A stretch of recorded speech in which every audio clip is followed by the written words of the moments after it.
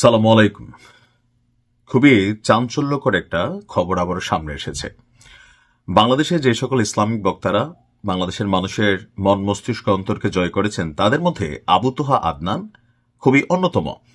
তবে তার ব্যক্তি জীবনে তার বিয়ে, তার সংসার, তারপর হচ্ছে পরকীয়া, এই বিষয়গুলোকে নিয়ে সোশ্যাল মিডিয়াতে গেল মাসখানেক আগে তার যে দ্বিতীয় বা তৃতীয় স্ত্রী সাবিকুন নাহার, তিনি আপনার একটা বড় ধরনের নাড়া দিয়েছিলেন।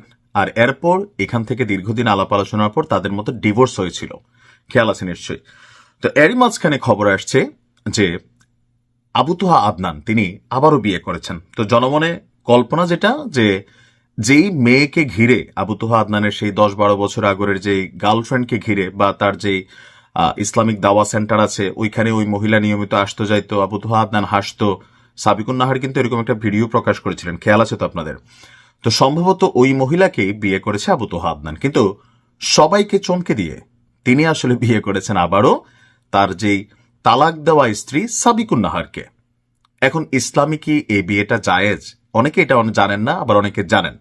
যে হিল্লা বিয়ে করছে কিনা, এই না কিনা, সেই না কিনা, সেটা নিয়ে শেষে বলছি কেন ইসলামে জায়েজ। তো গত 21শে অক্টোবর তাদের মধ্যে সংসারের বিবাহ বিচ্ছেদ ঘটে। 21শে অক্টোবর থেকে 21শে নভেম্বর, তারপর হচ্ছে ডিসেম্বরের আজকে 3 তারিখ, অর্থাৎ 43 দিনের মাথায় আবারও তারা বিবাহ বন্ধনে আবদ্ধ হয়েছেন। আর এই তথ্য আপনার জানিয়েছেন ওনার দ্বিতীয় স্ত্রী সাবিকুন নাহার। তিনি একটা স্ট্যাটাস দিয়েছেন যে Sabikun Nahar Sara got married with Abu Toha Adnan. দুনিয়াটা ক্ষণস্থায়ী, পুরুদস্তর ধোকা, নিখাত এক প্রতারণা। কতদিনই আর বাঁচবো আমরা এই দুনিয়ায়, অনন্ত পরকালের চুলছেরা আর চিরস্থায়ী জান্নাতের সাফল্যই যে সম্ভব।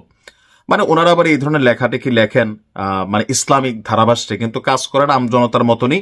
তো যাই হোক, তারপরে এখানে যেই বিষয়টা হচ্ছে আমার কাছে ভালো লাগছে এই জায়গাটায়, যে তাদের কিন্তু একটা সন্তান আছে।